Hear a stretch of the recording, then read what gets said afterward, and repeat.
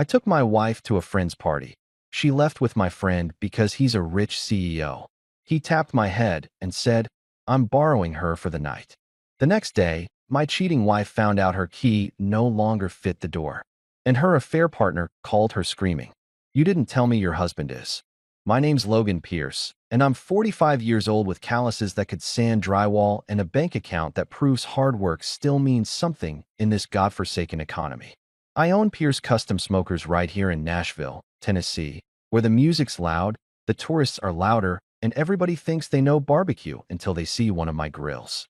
I build smokers so beautiful that grown men have literally teared up in my showroom. And I'm not talking about the kind of crying you do during a Pixar movie. I mean full-on, hand over mouth. I need a moment sobbing because they've finally found the grill of their dreams and their wives are absolutely going to murder them for spending 8 grand on it. I've got permanent grease under my fingernails that no amount of that fancy orange pumice soap can scrub out. A mortgage I paid off 3 years early because I'm allergic to owing banks money. And 4 kids who oscillate between thinking I'm the greatest dad alive and publicly destroying me on TikTok for wearing cargo shorts to their school events. Apparently, pockets are giving divorced dad energy, according to my youngest, Grace, who's 14 and has never paid a utility bill in her life, but somehow has opinions about my fashion choices that could fill a dissertation. My wife Camilla works in corporate PR for some massive firm downtown that represents clients I can't pronounce and causes I don't understand. She's smart as hell, polished like a showroom Cadillac, and has this way of walking into a room that makes everyone sit up straighter and check if their shirt's tucked in. The woman could negotiate peace in the Middle East before lunch and still have time to color coordinate her Pinterest boards. She's also got this very specific allergy to anyone who uses the word y'all in professional settings, which in Tennessee is like being allergic to humidity. Good luck avoiding it, sweetheart. I'm the blue-collar guy who smells like hickory smoke and WD-40 even after 3 showers. She's the cocktail dress type who owns more shoes than I have tools, which is saying something because my workshop looks like Home Depot had a baby with a medieval torture chamber. For 15 years, I genuinely thought opposites attract. You know, that whole she completes me rom-com garbage that makes you believe love conquers all, including the fact that your wife winces every time you say ain't, and you die a little inside whenever she orders a $30 salad that's basically lawn clippings with a fancy name. Turns out opposites don't really attract. They just tolerate each other with varying degrees of passive aggression until someone richer shows up with a yacht, and suddenly all those irreconcilable differences become very, very reconcilable. But I'm getting ahead of myself. Let me paint you a picture of my daily life before everything went sideways. I wake up at 5:30 every morning, not because I'm some motivational poster psychopath who thinks sleep is for the weak, but because that's when my internal clock decided to permanently set itself back when I opened my business 20 years ago. I stumble to the kitchen, make coffee strong enough to strip paint, and head to the workshop behind our house, a 2,000 square foot monument to American craftsmanship and my refusal to ever work for anyone else again. By 6 a.m., I'm already covered in metal shavings and making enough noise to wake the neighborhood, which is why our neighbors, Tom and Linda, passive-aggressively gifted me noise-canceling headphones last Christmas. I didn't have the heart to tell them that's not how sound works, so now I just wave at them extra enthusiastically whenever they glare at me through their kitchen window. My kids are a whole different story. There's Eli, my 18-year-old who's starting college in the fall and has somehow inherited his mother's business sense and my complete inability to take anything seriously. He handles our social media because apparently I post like a divorced stepdad trying to relate to Gen Z, which I don't fully understand but definitely sounds insulting. Then there's the twins, Mason and Maya, who are 16 and in that beautiful phase where they think everything I do is embarrassing, including breathing too loud and existing in public spaces. And finally, Grace, my baby girl who plays piano like an angel and roasts me like a celebrity on a Comedy Central special. Camilla usually leaves the house by 7:30, dressed in outfits that cost more than my truck payment, smelling like expensive perfume and ambition. She'll kiss me on the cheek, the same way you'd pat a dog who tried his best, and remind me about whatever social obligation I've been dreading for weeks. Meanwhile, I'm standing there in my work jeans with a coffee stain on my shirt, wondering how we ended up here and whether this is what making it is supposed to feel like. See, here's the thing about being married to someone from a completely different world. Eventually, you start noticing the cracks. Not the big, dramatic ones, those you can patch. I'm talking about the tiny hairline fractures that spread slowly, like when she stopped laughing at your jokes and started laughing at them, or when "we should go out more" turned into "I'm going out more," or when your friends became your friends instead of our friends. But I'm a blue-collar guy who builds things for a living, so I figured if I just kept working hard, kept providing, kept showing up, everything would be fine. That's what guys like me do. We fix things. We don't talk about feelings or go to couples therapy or read books with titles like The Five Love Languages that Camilla kept leaving on my nightstand like breadcrumbs to emotional availability. I just kept building grills, making money, and convincing myself that 15 years of marriage meant something. That the house we bought together, the kids we raised, the life we built, surely that was enough. Surely she wouldn't throw all that away for someone who probably uses beard oil and says things like, "Let's circle back on that," in casual conversation. Spoiler alert, I was wrong. Dead wrong. The kind of wrong that makes you question every decision you've ever made and wonder if you've been playing checkers while everyone else was playing chess. But that's a story for the next chapter, and trust me, it's a doozy. Camilla had been begging me to attend Trevor Langston's house party for 3 weeks straight, which should have been my first red flag. But hindsight is 2020, and I was apparently legally blind. She'd bring it up during breakfast, during dinner, during commercial breaks of whatever crime show we were pretending to watch together while actually scrolling through our phones. "Logan, we really should go," she'd say with that tone that wasn't asking. It was informing me of a decision that had already been made in her head, and I was just the last person to get the memo. Trevor's a self-made tech CEO, the kind of guy who somehow turned an app that rates parking spots into a $200 million empire, because apparently that's how capitalism works now. We went to college together back when he was just a regular dude who wore graphic tees and ate ramen unironically.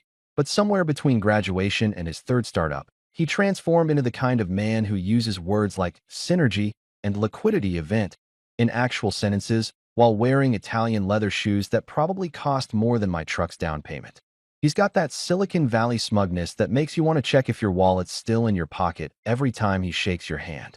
The mansion, and I'm using that word correctly because house doesn't capture the sheer audacity of this place, looked like it came with its own zip code, homeowners association, and possibly a small police force.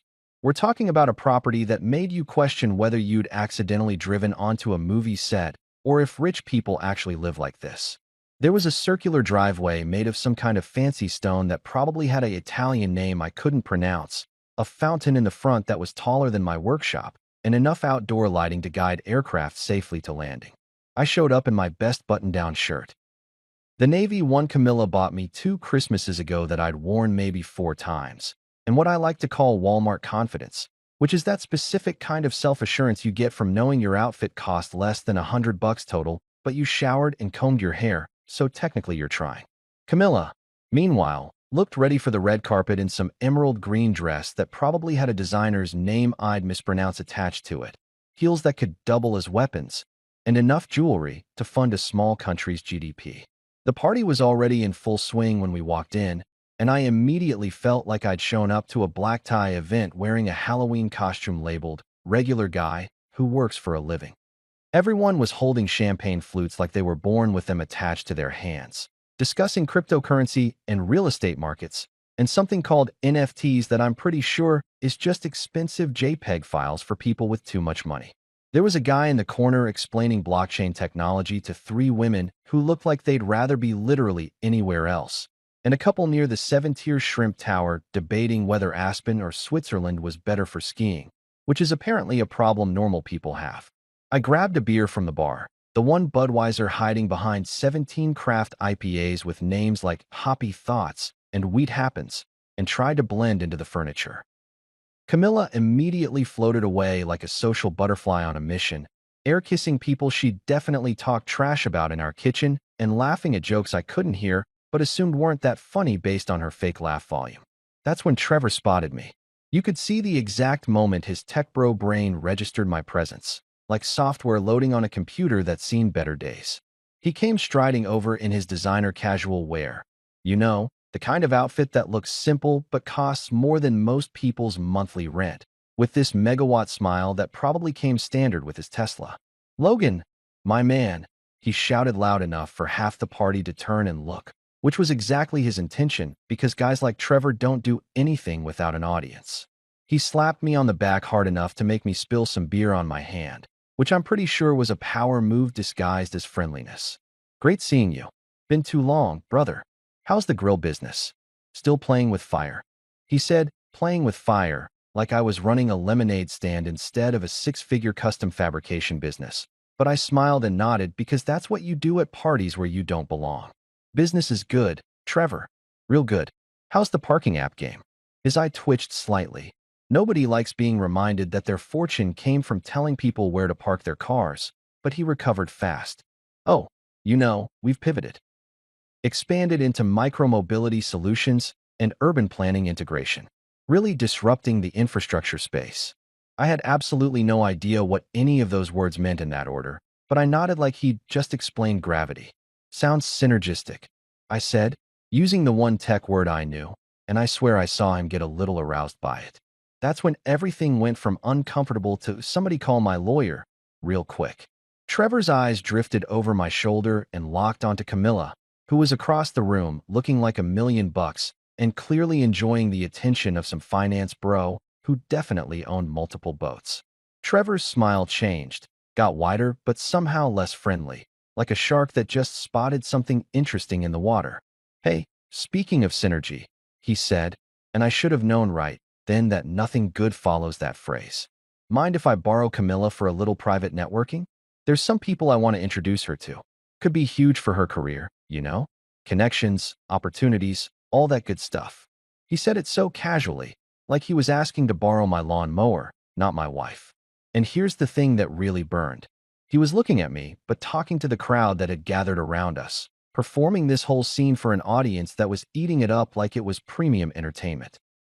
Before I could process what was happening, before my brain could catch up with my ears and formulate a response that wasn't either pathetic or felonious, he reached out and tapped my head. Twice. Pat pat. Like I was a golden retriever who'd done a good trick. Like I was a child who needed reassurance. Like I was anything other than a grown man whose wife was about to leave with another man while a room full of rich people watched it happen. Don't worry, buddy, he said with a wink that should be illegal in 12 states. I'll take good care of her. Promise. The crowd laughed. Not like uncomfortable. Is this awkward? Laughing. Actual, genuine laughter, like this was the funniest thing they'd seen all week. Some woman in a dress that cost more than my monthly utilities clutched her pearls and giggled. A dude in a bow tie, an actual bow tie at a house party, nudged his friend and smirked. And Camilla? My wife of 15 years. She was already walking toward Trevor with her networking smile, the one she uses when she's about to close a deal or impress a client.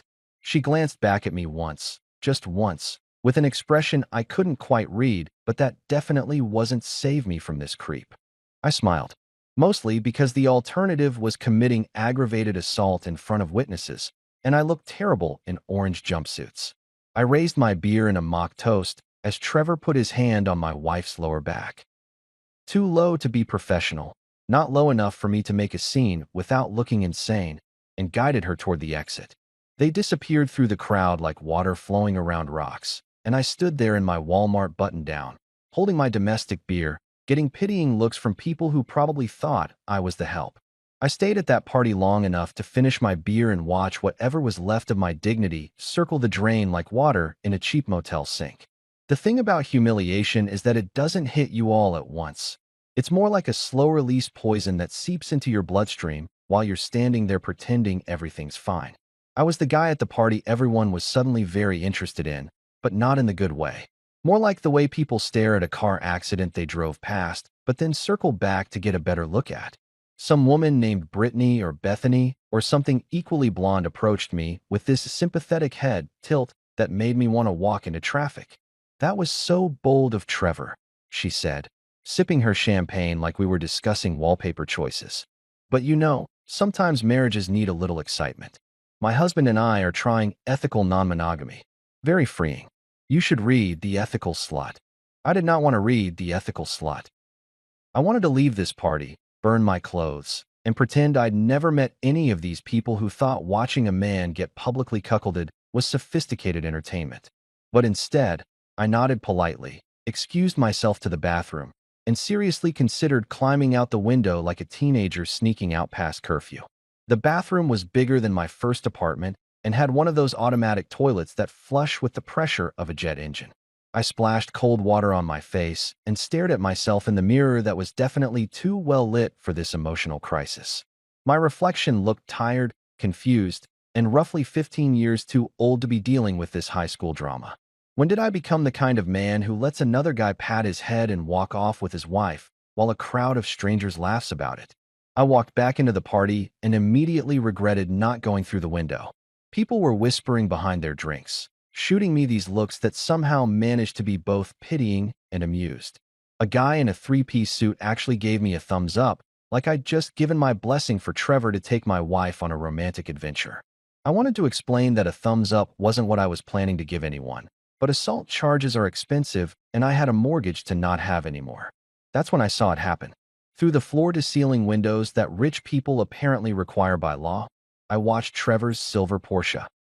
Because of course he drives a Porsche, glide down the driveway with my wife in the passenger seat. She was laughing at something he said, probably some tech bro joke about disrupting the monogamy space or whatever nonsense he was selling. The taillights disappeared into the Nashville night, and I stood there holding my second beer, wondering if this was rock bottom or if there was some previously undiscovered level of pathetic I was about to unlock. I left without saying goodbye to anyone, which was easy since nobody was paying attention to me anymore. The entertainment had literally driven away. My truck felt like a sanctuary compared to that marble and money hellscape, and I sat in the parking area for a solid 10 minutes, just breathing and trying to figure out what the hell just happened. Was I supposed to call someone? The police? A therapist? My mother, who I'd never hear the end of this from. Instead, I drove home, because where else was I going to go? A bar seemed too cliché, a friend's house required explanations I wasn't ready to verbalize, and a hotel felt like admitting defeat. So I went to the one place that never judged me, never disappointed me, and never borrowed my wife for evening activities, my workshop. By 11 p.m., I was in my element, surrounded by metal, tools, and the kind of honest work that doesn't require you to make small talk or pretend everything's fine. I fired up the welder, pulled down my mask, and started working on a custom smoker order that was due next week. There's something therapeutic about welding. The sparks, the heat, the complete focus required to not accidentally fuse your hand to a piece of steel. It's pure, uncomplicated, and doesn't care about your marriage falling apart in real time. My phone kept buzzing in my pocket, but I ignored it. Probably Camilla texting some excuse about networking running late, or Trevor knowing people who could boost her career. I didn't want to read it. Didn't want to see the lies formatted in blue text bubbles with little timestamps that proved exactly when she decided our marriage was negotiable.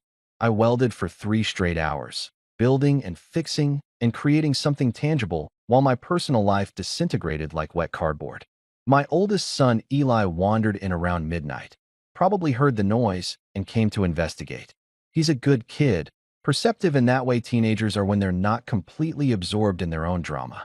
"Dad, you okay?" he asked, staying near the door like he wasn't sure if I wanted company or solitude. "Just working," I said, lifting my mask. "Can't sleep." He nodded slowly, processing something in that quiet way he does. "Mom's not home yet." I noticed. That's weird, right? It's midnight on a Tuesday. I didn't know what to tell him. How do you explain to your 18-year-old son that you watched his mother leave a party with another man while everyone laughed?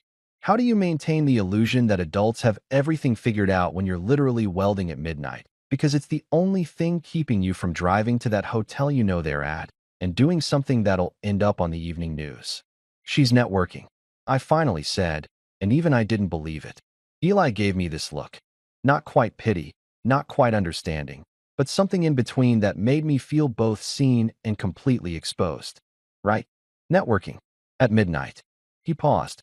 "Want me to stay out here with you?" And that's when I almost lost it. Because this kid, this young man who I'd raised to be honest and loyal and decent, was offering to keep vigil with his disaster of a father in a workshop that smelled like metal and broken dreams. But I shook my head. Go to bed, son. School tomorrow. I'm fine. He didn't look convinced, but left anyway, and I went back to welding, losing myself in the work until my phone buzzed so aggressively it nearly vibrated out of my pocket. I almost didn't check it. Almost just kept working until sunrise and dealt with reality when it had better lighting. But something made me pull out my phone, and that's when I saw it. A notification from our joint credit card. A charge had just gone through at 2:04 a.m. The Langston Grand Hotel. Room service and accommodations. $512. $512. Not even the decency to use his own card. My wife was cheating on me on my dime, at a hotel that probably had his last name on it, charging romantic midnight snacks to the account I funded with grease-stained hands and 60-hour work weeks. I sat down on my work bench, phone in hand, staring at that notification like it was written in a foreign language I was just learning to read. And that's when something shifted. The hurt was still there, burning like the welding torch I'd just set down, but underneath it was something else. Something colder, clearer, anger, pure, focused, productive anger. By sunrise, I'd stopped crying internally and started planning externally, because revenge, real revenge, doesn't happen in the heat of the moment. It happens in the cold light of day when you've had time to think, to strategize, to build something that'll last longer than an emotional outburst. And brother, I was about to build a masterpiece. The next morning, I woke up on my workshop couch with a crick in my neck that felt like someone had tried to hang me from a tree and given up halfway through. My phone showed 17 missed calls from Camilla and a text that just said, "We need to talk," which is universally recognized as the 4 words that have never preceded anything good in the history of human communication. I deleted it without responding, because we absolutely did not need to talk. She'd said everything she needed to say when she climbed into that Porsche, and I'd heard it loud and clear at 2 in the morning when my credit card got charged for her little romantic adventure.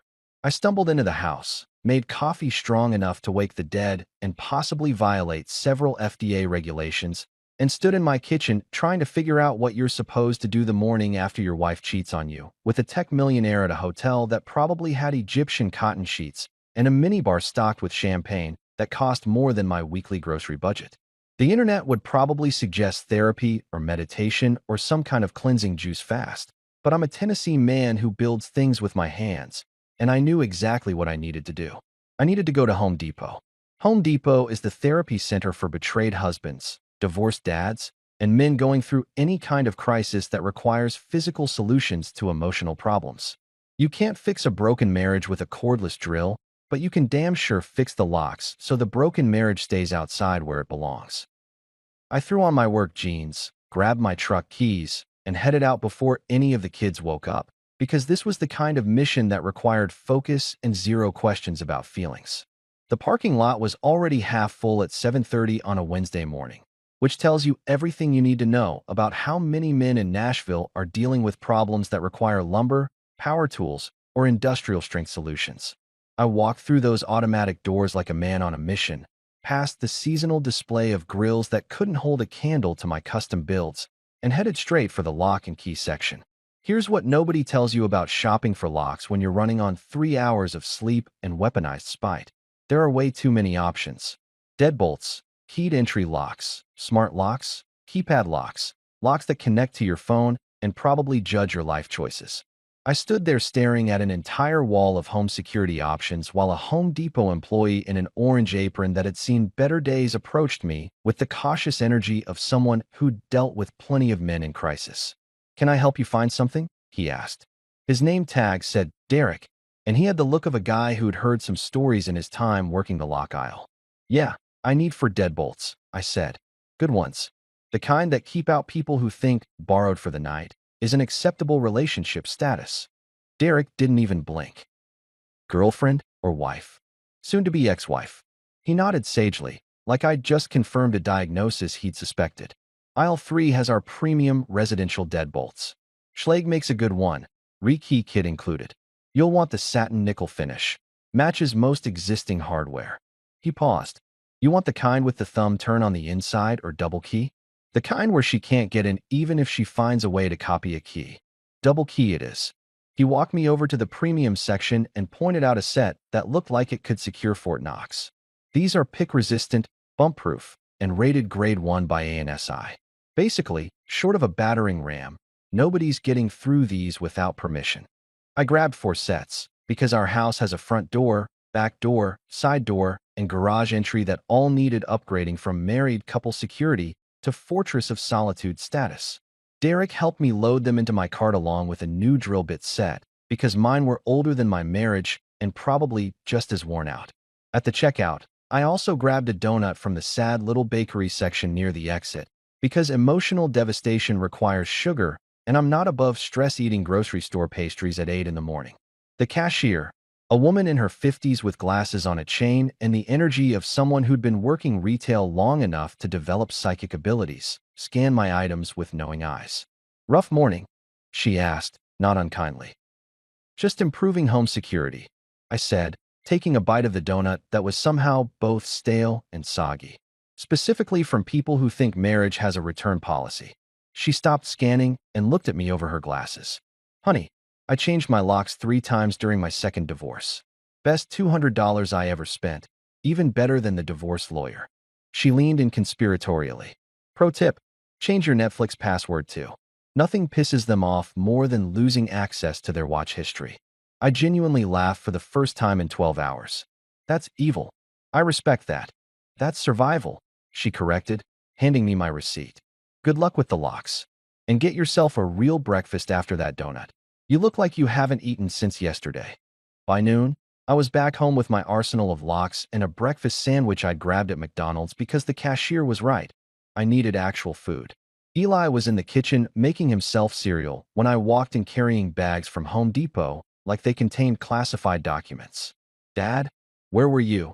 he asked, looking up from his phone where he was probably scrolling through TikTok or whatever social media platform the kids use to avoid real human interaction.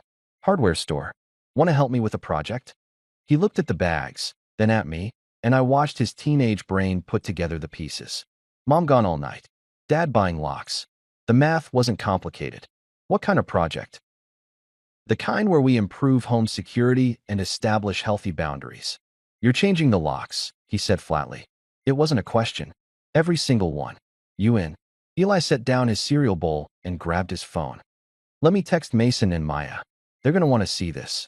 "This isn't entertainment," I said, but I was lying because it absolutely was, and we both knew it. "Dad, Mom went to a party with you last night and didn't come home. She's still not here. Trevor Langston is all over your workshop computer search history. Don't look at me like that." I needed to use the printer. "You're changing the locks because she cheated, and honestly, I'm here for it. This is the most interesting thing that's happened in our family since Maya accidentally dyed the dog blue." The kid had a point. And also apparently I needed to clear my browser history better. "Grab the drill from the workshop. And maybe don't tell your siblings the exact details until I figure out how to explain this without sounding like a bitter divorced dad stereotype." Too late. Already texted them. Mason says savage, and Maya says finally. She never liked Mom's friends anyway. By 12:30, we were installing the first lock on the front door, and I was explaining to Eli how deadbolts work while he filmed parts of it on his phone for what he claimed was educational purposes, but I suspected was future TikTok content. The twins showed up and immediately understood the assignment. Mason grabbed tools without being asked, and Maya made a Spotify playlist titled New Locks, New Life that was entirely breakup songs from the 2000s. "What's Mom gonna say?" Eli asked as we finished the second lock on the back door, both of us sweating in the Tennessee heat that had decided noon was a great time to hit 90 degrees. "Hopefully nothing," I said, testing the new key in the deadbolt. It turned smooth as butter, locked solid as my resolve. "She'll be outside." We laughed harder than 2 men and 2 teenagers should laugh while installing boundaries for the first time in 15 years, but there was something cathartic about it. Something right. I was taking control of the one thing I could control, my own damn house that I'd paid for with my own damn money. By 3 p.m., every lock in the house was changed, and I had 4 new keys that only my kids and I possessed. The old keys were in a baggie in my workshop, evidence for the lawyer I definitely needed to call. My phone buzzed with another text from Camilla. "Where are you?" "I'm on my way home." I looked at my kids, looked at my newly secured home, and typed back, "I'm home. Not sure you can say the same." Eli high-fived me. Maya turned up her breakup playlist. Mason just grinned and said, "This is going to be so good." And for the first time since last night, I agreed. That evening, around 6:30, I was sitting on my front porch in my favorite weathered rocking chair with a cup of coffee that had gone lukewarm about an hour ago. But I was drinking it anyway, because wasting coffee felt wrong even when your entire life was falling apart. The kids were inside pretending to do homework, but actually watching the drama unfold through the living room window like it was their own personal reality TV show. I told them to stay inside no matter what happened, which of course meant they were absolutely going to watch everything and probably live tweeted if I wasn't careful. I saw Camilla's white BMW turn onto our street before I heard it. And there's something poetic about watching your cheating wife drive home in a luxury car you helped pay for after she spent the night with another man. The car pulled into the driveway with the kind of confidence that comes from someone who genuinely believes they've done nothing wrong, or at least nothing they can't explain away with enough corporate buzzwords and strategic deflection. She stepped out of the car looking like she'd just finished a walk of shame photo shoot for a magazine that catered to women who make terrible decisions but do it in expensive clothing. Last night's makeup was smudged around her eyes in that way that screams, "I definitely slept, but not at home." Her hair was doing that thing where it's trying to maintain professional volume, but has given up halfway through. And this is the detail that really sent me. She was wearing Trevor's blazer. Not draped over her shoulders in some romantic gesture, but actually wearing it like she'd gotten cold at his place, and he'd offered it like they were in a teen movie from the 90s. The blazer probably cost more than my truck's transmission replacement last year, and seeing it on my wife as she strutted up the walkway in her heels from last night made something in my chest feel like I'd swallowed broken glass. But I took another sip of my terrible lukewarm coffee and waited, because the best part of a mousetrap is watching it work.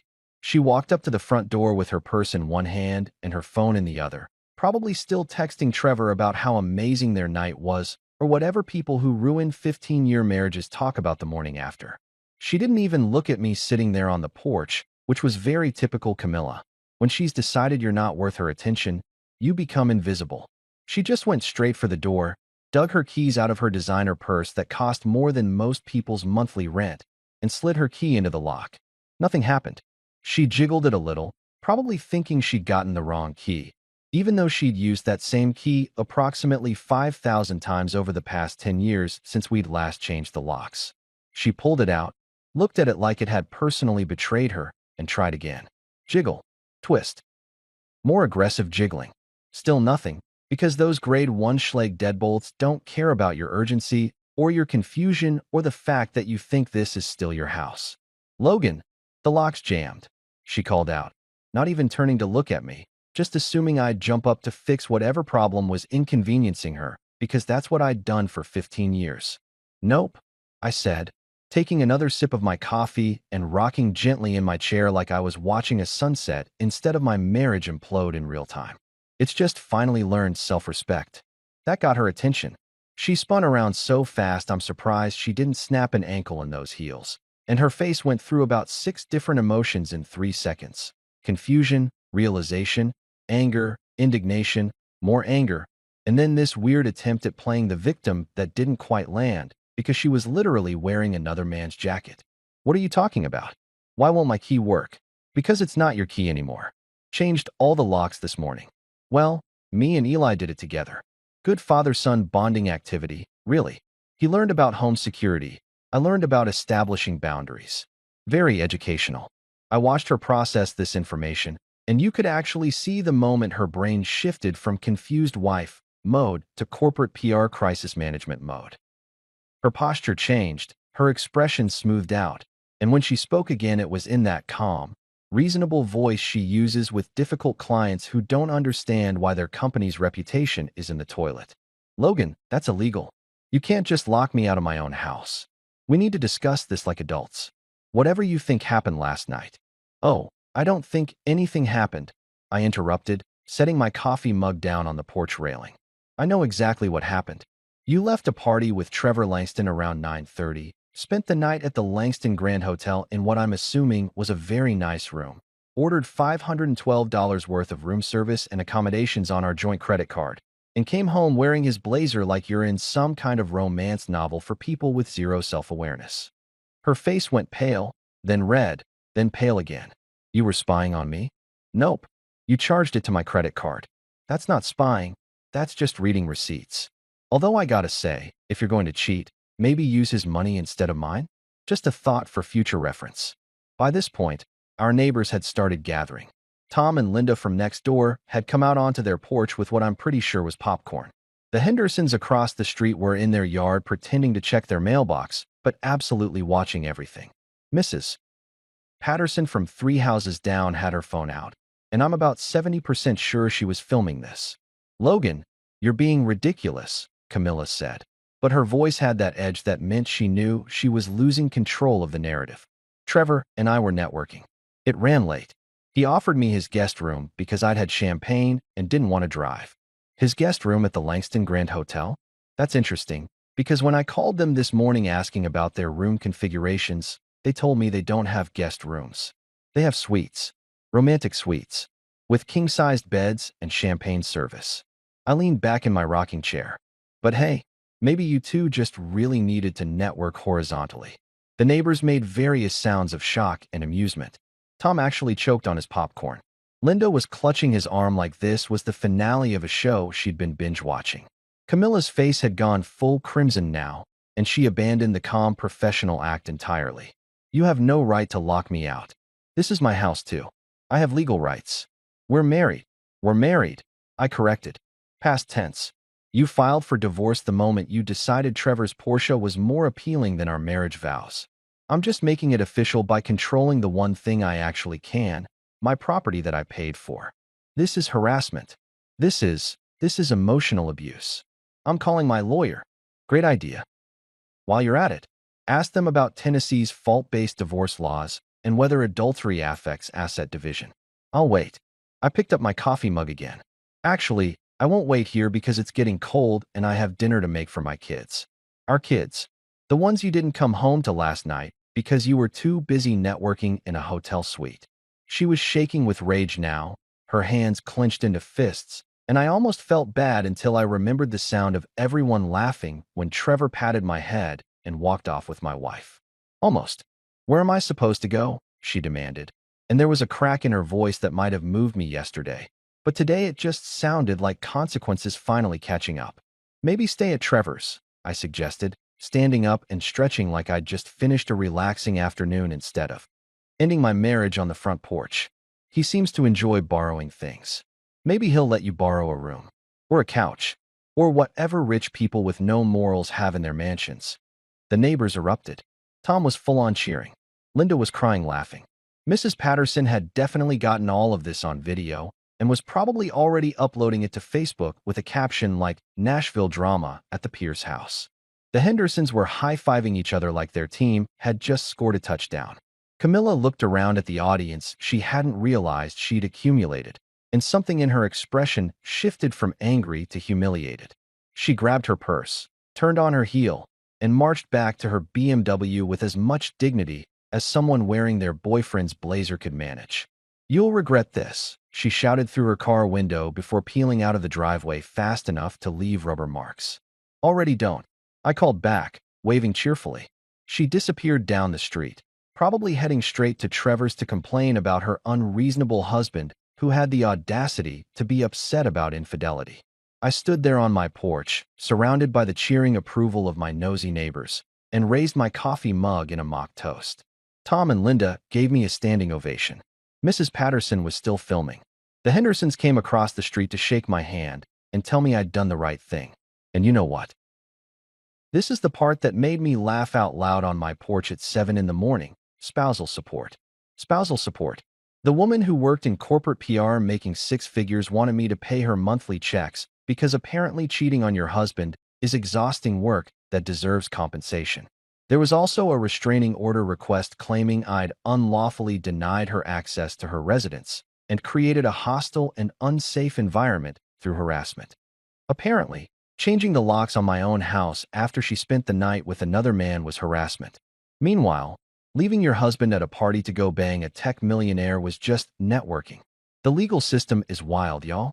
I took the letter inside, made coffee strong enough to strip paint off my truck, and called the one person I knew could handle this level of matrimonial warfare. Harvey Cole, a bulldog attorney who looked like someone had crossed a linebacker with a law professor and given the result a really expensive suit and a permanent scowl that scared prosecutors. I'd met Harvey 5 years ago when he helped me navigate a contract dispute with a supplier who thought delivery date was more of a suggestion, and I'd kept his card ever since because something about him screamed, "This man wins arguments for a living and enjoys it." Harvey answered on the second ring. "Logan Pierce. Haven't heard from you since the McMurray contract situation. Please tell me you're not calling about another supplier issue. Worse, wife issue. She cheated. I changed the locks. Now she's hired Fletcher and Baines and wants half my stuff plus spousal support." There was a pause, and then Harvey laughed. Not a polite chuckle, but a full-on belly laugh that sounded like he'd just heard the setup to the world's best joke. "Fletcher and Baines? Oh, this is going to be fun. Those clowns think they're sharks, but they're more like goldfish with law degrees. Give me 2 hours, and I'll be at your place with my associate. Don't talk to anyone. Don't sign anything. And for the love of God, don't post about this on social media. I don't even know how to use Twitter." "Perfect. Keep it that way." 2 hours later, Harvey showed up at my house with an associate who looked like she could calculate your net worth just by looking at your shoes. Her name was Lila Zhou, and she introduced herself as a forensic accountant who treats spreadsheets like murder scenes, which was simultaneously the most terrifying and most impressive thing I'd ever heard someone say about Excel. She was maybe 35, wearing a blazer that meant business, and carrying a laptop that probably cost more than most people's cars. We sat in my dining room, the same table where Camilla and I had eaten approximately 5,000 meals together and discussed everything from mortgage payments to our kids' report cards, and I told them everything. The party, Trevor's head pat, the Porsche, the hotel charge, the lock change, the driveway confrontation, all of it. Harvey took notes in a legal pad with handwriting that looked like it could be used as evidence of a crime, and Lila typed on her laptop with the intensity of someone hacking into the Pentagon. "Okay," Harvey said when I finished, leaning back in his chair like a therapist who'd just heard a particularly juicy confession.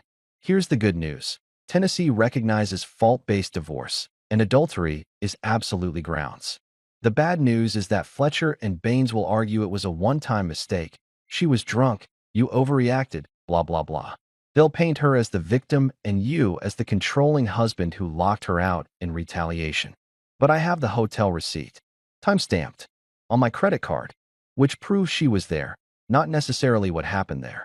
He held up a hand before I could interrupt. I know, but we need more than a hotel charge to really nail this down. We need a pattern. We need financial discrepancies," Lila interrupted, her eyes still locked on her laptop screen like she'd just discovered the formula for cold fusion. "Logan, do you have access to all your joint accounts? Bank statements, credit cards, investment accounts?" "Yeah, we've always had joint everything. She handles most of the household bills and her own business expenses, but I can see it all." "Good. I need every statement from the last 2 years. Bank accounts, credit cards, retirement funds, business accounts, everything. If she's been cheating, she's been spending money on it, and rich men don't hide their transactions very well because they think they're untouchable." I gave Lila access to our accounts through the bank's online portal, and watching her work was like watching a concert pianist perform. Her fingers flew across the keyboard. Her eyes tracked numbers that meant nothing to me, but apparently told her entire stories. And every few minutes she'd make a little noise that sounded like, or interesting, or, "Oh, you idiot." After about 45 minutes of this, she stopped typing, sat back, and looked at Harvey with an expression that I can only describe as Christmas morning mixed with finding $20 in your coat pocket. "Harvey, you're going to want to see this." She turned her laptop around, and even though I'm not a forensic accountant who treats spreadsheets like murder scenes, even I could see what she'd found. Highlighted in yellow were dozens of transactions over the past 18 months. Hotels, restaurants, cash withdrawals, transfers to an account I didn't recognize, and a series of payments to something called TL Holdings LLC. "TL Holdings," I said slowly. "Trevor Langston? Give the man a prize," Lila said, pulling up another screen. "Trevor Langston Holdings, registered in Delaware, because of course it is, 6 months ago." And your wife has transferred $46,000 to this LLC over the past 6 months. Small amounts, nothing that would trigger alerts, but consistent. Every 2 weeks, like clockwork, anywhere from $1,500 to $3,000. My mouth went dry. $46,000? From our accounts. Not exactly. Here's where it gets interesting. She pulled up more screens, and I felt like I was watching someone explain a heist in a movie, except this was my actual life. She's been pulling from your business operating account, Pierce Custom Smokers. Small amounts again, always categorized as business expenses or client entertainment, or my personal favorite, professional development. She's been embezzling from your company to fund her boyfriend's LLC. The room went very quiet. Harvey was reading the screen with the kind of focus usually reserved for defusing bombs, and I was trying to process the fact that my wife hadn't just cheated on me. She'd been systematically stealing from my business to help her boyfriend's startup or investment fund or whatever rich people do with LLCs registered in Delaware. So she's not just an adulterer, Harvey said slowly, and I could hear the grin in his voice even though his face stayed professional. She's a thief. She's been committing financial infidelity and actual fraud. Logan, my friend, your wife just brought gasoline to a barbecue competition. Can we use this? I asked, my voice barely above a whisper because I was afraid if I spoke too loud this would all turn out to be a dream. Use it. Lila laughed, closing her laptop with the satisfaction of someone who'd just solved a murder cold case. We're going to hang her with it. She's stolen from a marital asset to fund her boyfriend's business. That's embezzlement, breach of fiduciary duty, and it completely torpedoes any claim she has to spousal support or equal asset division. Harvey stood up and started pacing my dining room like a lawyer who'd just realized he was about to win the easiest case of his career.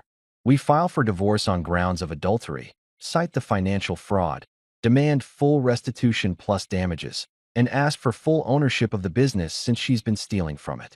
Fletcher and Baines will try to negotiate, but they've got nothing. Their client is a cheating embezzler who stole from her husband to fund her boyfriend's company. No judge in Tennessee is giving her a dime. What about the house? I asked. You keep it. She forfeited any claim when she committed fraud. Plus, you've got 4 kids who live here. Courts favor stability for children. He grinned, and it was the kind of grin that made me glad he was on my side. Logan, by the time we're done, she'll be lucky to leave this marriage with her yoga mat and her dignity. And honestly, I'm not sure about the dignity. Lila packed up her laptop and handed me her card. I'll need a few days to compile everything into a report, but this is airtight. She's done. Cooked. Finished.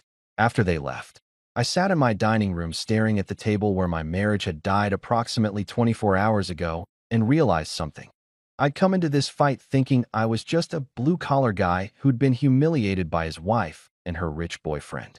But it turned out I was actually a business owner whose wife had committed fraud, and that changed everything. I called Eli down from his room. Want to learn about forensic accounting? Is this about mom stealing money? How did you? Thin walls, Dad. Also, I may have been listening from the stairs. So she's screwed. Thoroughly. Good, he said, and we high-fived like we'd just won the Super Bowl, which, in a way, we had. Here's the thing about being a blue-collar business owner that nobody tells you. Sometimes you get so caught up in the actual work of building and creating and managing that you forget to pay attention to the business side of your business. I'm a guy who's most comfortable with a welding torch in my hand and grease under my fingernails, not sitting in boardrooms discussing mergers and acquisitions like I'm some kind of corporate shark. So when my manufacturing division merged with Trevor Langston's logistics startup about 18 months ago, I basically signed the papers my accountant told me to sign, shook hands with a bunch of suits, and went back to my workshop to build grills because that's what I actually enjoy doing. The merger made sense at the time.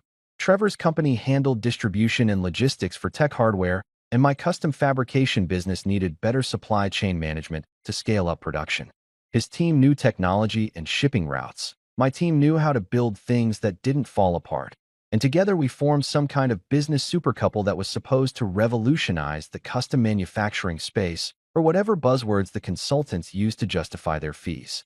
I retained 51% ownership because I'm not an idiot and my lawyer at the time insisted on maintaining controlling interest, but I'd basically been a silent partner ever since. letting Trevor run the day-to-day operations while I focused on the actual product, which meant Trevor had been strutting around for the past year and a half as the CEO of our merged company, giving TED Talks about disruption and innovation, getting interviewed in business magazines, and generally acting like he'd built an empire from scratch instead of merging his moderately successful logistics app with my actually profitable manufacturing business. And because I didn't care about the spotlight or the speaking circuit or any of that corporate theater, I let him have it. I was happy being the guy in the background who actually made the stuff while he took the credit and the stage time. But here's what Trevor apparently forgot in all his self-congratulatory glory. I still owned 51%. I was still, technically and legally, his boss. And bosses can fire people, especially when those people sleep with their wives and steal $46,000 from company accounts to fund their own side projects. The Monday after Lila discovered Camilla's embezzlement scheme, I did something I hadn't done in over a year. I called an executive meeting at our main office. Not a, hey, let's catch up over lunch meeting, but a full formal boardroom situation with our CFO, our operations manager, our head of HR, and all the department leads who actually ran the company, while Trevor gave PowerPoint presentations about synergy. I sent the meeting invite at 8 p.m. on Sunday night, marked it as mandatory, and included exactly zero context about what we'd be discussing. I showed up at the office at 8:30 Monday morning wearing my best suit. And yes, I own a suit. Multiple suits actually, because despite what my wife and her country club friends thought, I'm not some backwoods hick who doesn't know how to dress professionally. I just choose not to most of the time because suits are uncomfortable and I prefer clothes that don't mind getting dirty. But today called for armor. And in the corporate world, armor comes in the form of a charcoal gray Tom Ford suit that I'd bought for my father's funeral 5 years ago and had worn maybe 3 times since. Our CFO, Patricia Chun, was already in the conference room when I walked in, and her eyebrows shot up so fast I thought they might achieve orbit. Logan, I didn't know you were coming to this meeting. I mean, I saw you scheduled it, but I thought that I'd send someone in my place like usual. I sat down at the head of the conference table, the spot I'd never actually sat in before because I'd always let Trevor have it. Not today, Patricia. Today I'm here for the full show. The other executives filed in looking confused.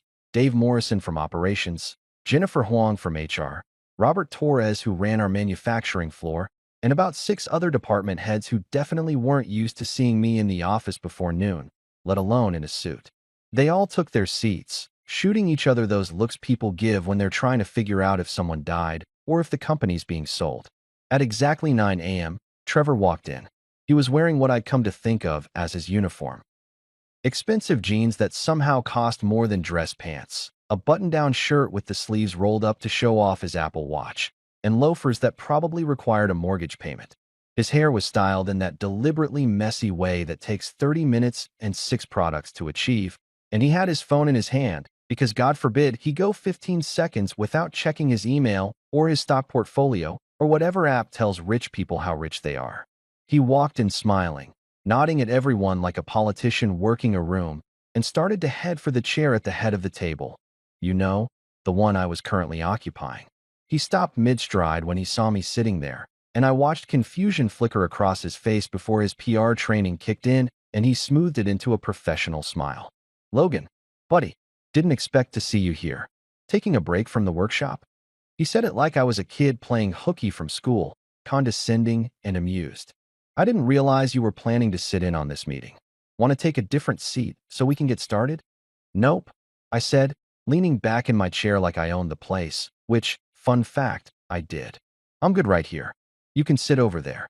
I gestured to an empty chair about halfway down the table, the kind of seat middle management occupies.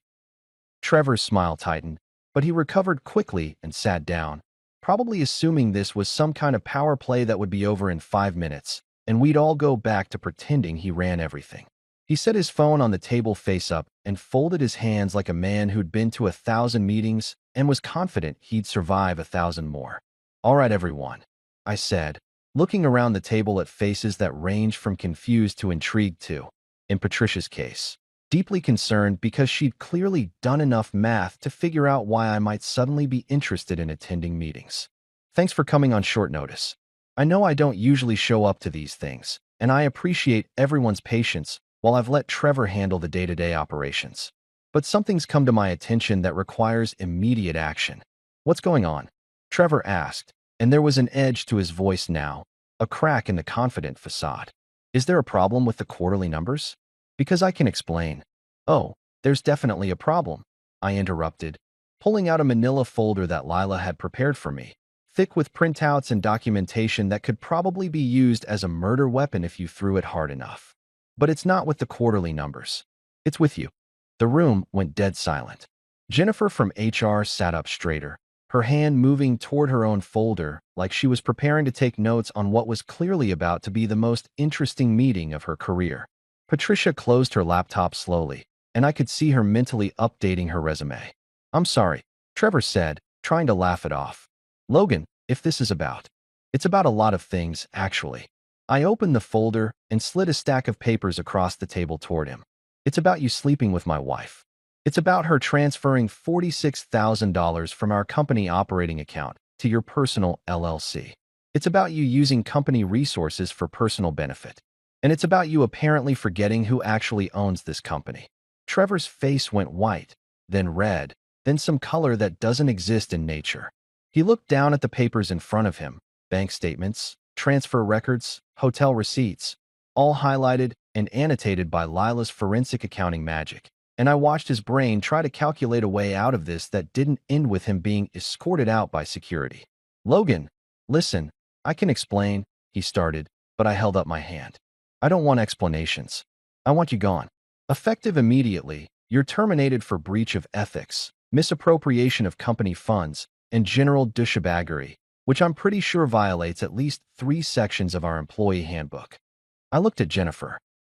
That's a legal termination ground, right? The first 2 definitely are, she said, trying not to smile. The third one is more of a bonus. Trevor stood up so fast his chair rolled backwards and hit the wall. You can't fire me. I built this company. I'm the CEO. You were the CEO. I corrected, standing up myself because this moment deserved to be face-to-face.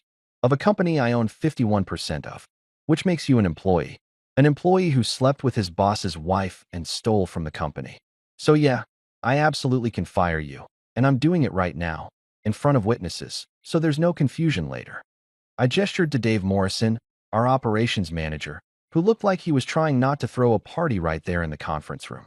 Dave, you're interim CEO until we hire someone who understands that sleeping with employees' spouses is bad for company culture. Patricia, freeze all of Trevor's access to company accounts and systems.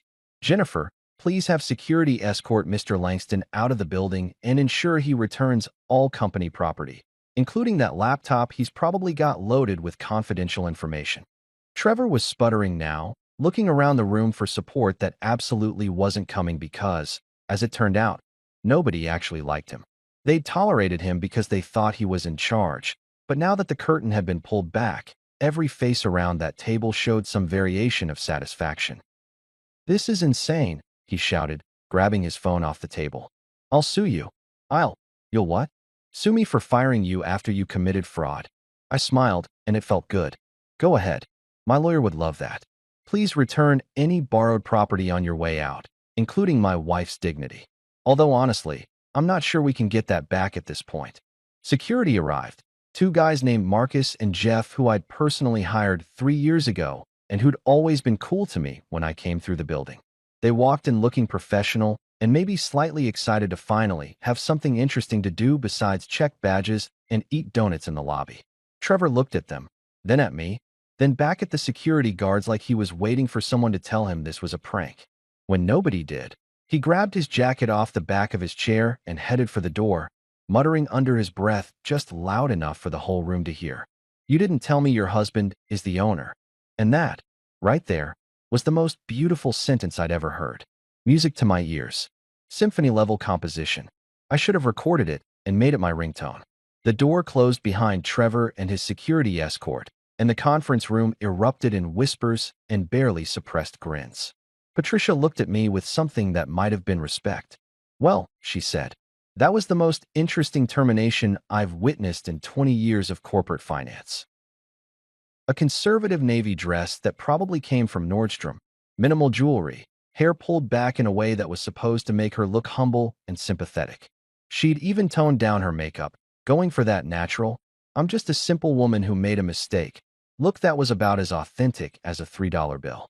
The only thing missing was a string quartet playing sad violins in the background.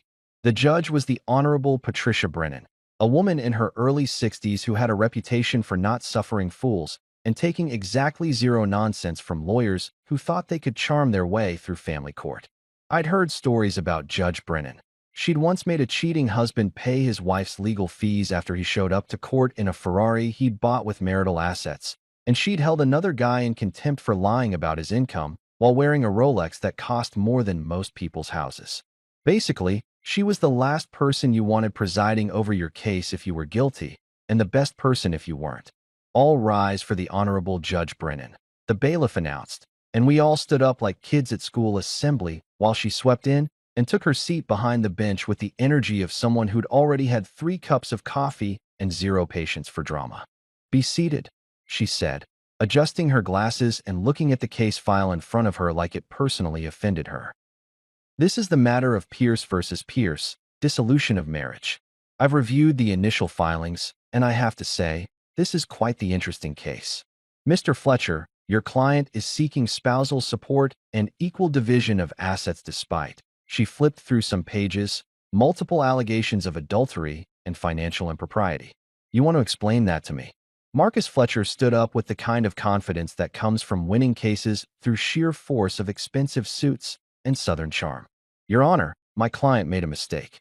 A single mistake during a difficult period in her marriage. She attended a business function with a colleague. They had too much to drink, and she made a poor judgment call. However, Mr. Pierce responded by unlawfully evicting her from the marital home, publicly humiliating her in front of their neighbors, and refusing any attempt at reconciliation or couples counseling." Judge Brennan looked at him over her glasses. "A single mistake? That lasted all night? At a hotel?" "Your Honor, my client stayed in a separate room. In a hotel that, according to the credit card statement I'm looking at, charged 1 suite with 1 bed." She turned to Harvey. "Mr. Cole, I assume you have something to say about this?" Harvey stood up like he'd been waiting his whole life for this moment. "Your Honor, we have substantial evidence that Mrs. Pierce's single mistake was actually part of an ongoing affair with Mr. Trevor Langston, CEO of a tech company that merged with my client's manufacturing business. Furthermore, we have documented proof that Mrs. Pierce embezzled $46,000 from the marital business account over a 6-month period, transferring those funds to an LLC owned by Mr. Langston." The courtroom went quiet except for the sound of Camilla's sharp intake of breath and the rustle of Marcus Fletcher's papers as he frantically searched for something that would counter what Harvey just said. He came up empty, which was delicious to watch in real time. "Embezzlement." Judge Brennan's eyebrows went up. "That's a serious accusation, Mr. Cole." "It's a serious crime, Your Honor." Harvey nodded to Lila, who stood up and approached the bench with a binder that was thicker than a phone book. "My associate, Ms. Zhou, is a forensic accountant who has compiled a comprehensive report documenting every transaction. Bank transfers, hotel charges, cash withdrawals, all of it traced directly from Pierce Custom Smokers' operating account to TL Holdings LLC, which is owned and operated by Trevor Langston." Judge Brennan took the binder and started flipping through it, and I watched her expression shift from mildly interested to seriously concerned to what I can only describe as judicially pissed off. She spent about 5 minutes reading while the entire courtroom sat in silence, and you could hear Marcus Fletcher's career deflating like a sad balloon. "Mr. Fletcher," Judge Brennan finally said, setting the binder down with enough force to make everyone jump slightly. "Your client stole $46,000 from her husband's business to fund her boyfriend's company. That's not a mistake. That's fraud." "Your Honor, if I may," Fletcher tried, but Judge Brennan held up her hand. "You may not. I'm not finished." She turned to Camilla, "And if looks could convict, my soon-to-be ex-wife would have been serving life without parole.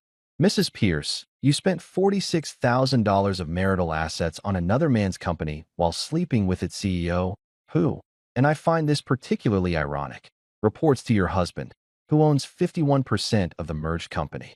Is that correct?" Camilla opened her mouth, closed it, looked at her lawyer for help that wasn't coming, and then quietly said, "Yes, Your Honor." "And you're seeking spousal support?" Judge Brennan's tone suggested she found this request about as reasonable as asking for a refund on a used parachute. "Your Honor, my client has become accustomed to a certain lifestyle," Fletcher started, but Judge Brennan cut him off with a look that could have frozen hell. "A lifestyle funded by money she stole from her husband's business to give to her boyfriend? Mr. Fletcher, I've been doing this for 23 years, and I have to say, the audacity of this request is breathtaking. I'm almost impressed." Harvey was trying not to smile, but I could see it tugging at the corners of his mouth. Lila had her poker face on, but her eyes were practically glowing with satisfaction. This was better than any outcome we could have hoped for, and we weren't even halfway through the hearing. Judge Brennan continued reading through the evidence, occasionally making notes, and at one point she actually laughed, not a polite courtroom chuckle, but a genuine, "this is absurd," laugh that made the court reporter look up from her machine. "Your Honor," Fletcher tried again, clearly desperate to salvage something from this disaster. "My client is willing to forego the spousal support request if we can negotiate a fair division of assets." "Fair?" Judge Brennan interrupted. "What exactly would be fair here, Mr. Fletcher? She committed adultery, embezzled from the business, and you want me to give her half of what's left? The business she stole from. Community property laws state. Community property laws also account for fault-based grounds and dissipation of marital assets." She closed the binder and looked directly at Camilla. "Mrs. Pierce, here's what's going to happen. You're going to receive exactly nothing from the business you stole from. You're going to receive no spousal support. Mr. Pierce will retain the marital home, as he has 4 minor children who require stability. You will split whatever is left in your joint personal accounts. After restitution of the $46,000 you embezzled, with interest." "Your Honor, that's..." Fletcher started. "I'm not finished." Judge Brennan's voice could have cut glass. "Mrs. Pierce will also be responsible for her own legal fees, as this court does not look favorably on people who commit fraud and then expect their victims to pay for their lawyers. Mr. Pierce will retain full custody of the children, with Mrs. Pierce receiving supervised visitation until such time as she can demonstrate financial and personal stability." Camilla was crying now, but they weren't the sympathetic tears of a wronged woman. They were the tears of someone who just realized that consequences are real and judges don't care about your Hallmark movie costume. Marcus Fletcher looked like he'd aged 10 years in the past 20 minutes, and I'm pretty sure he was mentally calculating how much of his retainer he'd have to return. As for assets, Judge Brennan continued, clearly on a roll now. "Mrs. Pierce will receive her personal effects, any individually titled property, which according to this file is none, and a 2009 Toyota Yaris currently valued at approximately $1,200. "A Yaris?" Camilla choked out. "I drive a BMW. "You drove a BMW," Judge Brennan corrected, "which was titled in your husband's name as a company vehicle. The Yaris is the only car individually titled to you. Perhaps you should have thought about vehicle ownership before committing adultery and embezzlement." Even the bailiff was struggling to keep a straight face at this point. Harvey was writing notes on his legal pad, probably documenting this moment for his highlight reel. Lila had closed her laptop, her work here clearly done. Judge Brennan banged her gavel with the finality of a door slamming shut on Camilla's dreams of taking half my stuff. "This court finds in favor of the petitioner, Mr. Pierce. Divorce granted on grounds of adultery. Mrs. Pierce, I strongly suggest you use your apparent business acumen to find gainful employment, because you're going to need it. We're adjourned." As everyone stood for the judge's exit, I looked over at Camilla, who was sobbing into a tissue while Marcus Fletcher awkwardly patted her shoulder and probably contemplated retirement. She caught my eye for just a second, and I saw everything there: regret, anger, humiliation, and the dawning realization that she'd traded 15 years of marriage and financial security for a tech bro with a Porsche and an LLC. Harvey clapped me on the shoulder as we walked out of the courtroom. "Well, that went better than expected." "Better?" I said. "That was beautiful." The bailiff was laughing. "He was trying very hard not to," Lila added. But yes, he was definitely laughing. We stepped out into the Nashville sunshine, and for the first time in a month, I felt like I could actually breathe. I should have known the story would leak eventually, because Nashville is technically a big city, but socially functions like a small town where everyone knows everyone else's business and gossip spreads faster than a grease fire in a deep fryer. What I didn't expect was for it to go nuclear on the internet within 48 hours of the court hearing, transforming me from Logan Pierce, guy who builds grills, to Logan Pierce, patron saint of betrayed husbands everywhere. It started with Mrs. Patterson, my neighbor who'd filmed the driveway confrontation on her phone like she was documenting a nature documentary. She posted it to her Facebook with a caption that read, "You won't believe what just happened on my street," which is basically the internet equivalent of ringing a dinner bell for drama-hungry social media users. Within 6 hours, that video had been shared 3,000 times, picked up by a local Nashville gossip Instagram account called Music City Tea, and somehow made its way to Twitter, where it got picked up by one of those accounts that posts viral videos with commentary. But the video was just the appetizer. The main course came when someone, I'm guessing one of the court employees who really needed to review their confidentiality agreements, leaked details about the divorce hearing to a blogger who runs a site called Tennessee Justice Watch that covers interesting court cases. The blogger, a woman named Jessica Mills who apparently has a law degree and too much time on her hands, wrote a piece titled, "Man Fires Wife's Boyfriend After Being Borrowed for the Night, Then Wins Everything in Court." The article was detailed, dramatic, and devastatingly accurate. She had everything: the party, the head pat, the hotel charge, the lock change, Trevor getting escorted out of his own company by security, and the judge basically roasting Camilla in open court. Jessica wrote it like a thriller novel, and by the time I found out about it at 10 p.m. on a Thursday night when Eli burst into my workshop yelling, "Dad, you're famous on the internet," it had already been read 200,000 times and was climbing. By Friday morning, the story had escaped containment. It was on Reddit's front page in 3 different subreddits: r/pro-revenge, r/nuclear revenge, and r/justice served, with a combined total of about 40,000 upvotes and comments that ranged from supportive to absolutely unhinged. Someone on Twitter with 500,000 followers had posted about it with the caption, "This is the most satisfying revenge story I've ever read, and it's real." And suddenly my phone was blowing up with notifications, friend requests, and messages from people I hadn't talked to since high school asking if I was that grill guy from the viral story. The memes started rolling in by Friday afternoon, and I have to admit, some of them were absolutely brilliant. My personal favorite showed a photo someone had pulled from my business website, me standing next to one of my custom smokers, wearing my work apron and safety glasses, with the caption, "Respect the man with soot on his hands. He probably owns your company." That one got reposted about 50,000 times and somehow became the unofficial slogan of blue-collar workers everywhere who were tired of being underestimated by corporate types. There was another one that showed a split image. On one side was a guy in a suit looking smug and corporate, labeled "Thinks he's the boss," and on the other side was a picture of someone welding, labeled "Actually is the boss." That one hit a little too close to home, but I'd be lying if I said I didn't save it to my phone. Eli, being 18 and fluent in internet culture, immediately saw the business opportunity. He came to me Saturday morning while I was in the workshop trying to ignore the fact that my personal life had become entertainment for millions of strangers, and he had his laptop open with a presentation that he'd apparently stayed up all night making. "Dad, we need to capitalize on this," he said, setting the laptop on my workbench between a half-finished smoker and my coffee mug that had gone cold 3 hours ago. "Your story is trending on literally every platform. People are invested. They're rooting for you. And more importantly, they want to buy stuff from you."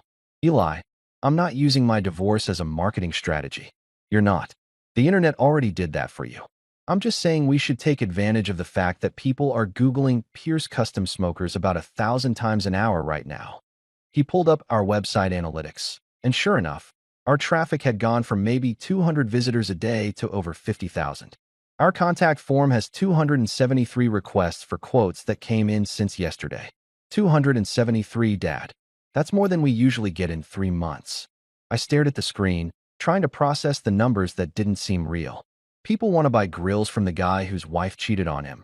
They want to buy grills from the guy who took his life back and owned it. Eli corrected. "You're not the victim in this story anymore.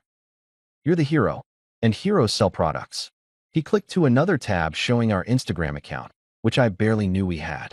I've been posting behind-the-scenes stuff from the workshop, some of your custom builds, and people are eating it up. We've gained 15,000 followers since Thursday. 15,000? I sat down on my work stool, suddenly feeling like I needed to be closer to the ground. Eli, that's insane. That's marketing, baby. He was way too excited about this, but I had to admit, he had a point. Here's what I'm thinking. We launch a special edition line called the Loyalty Series. Premium smokers, top-of-the-line craftsmanship, everything we're known for, but with a custom engraving that says, "Don't get burned." Get it? Because they're smokers, and also because loyalty. I looked at my son, this kid who I'd raised on a steady diet of terrible dad jokes and life lessons learned through manual labor, and realized he'd inherited both my work ethic and apparently a devious marketing brain I didn't know existed. That's actually brilliant. I know, he said without a trace of humility. And I already mocked up some designs.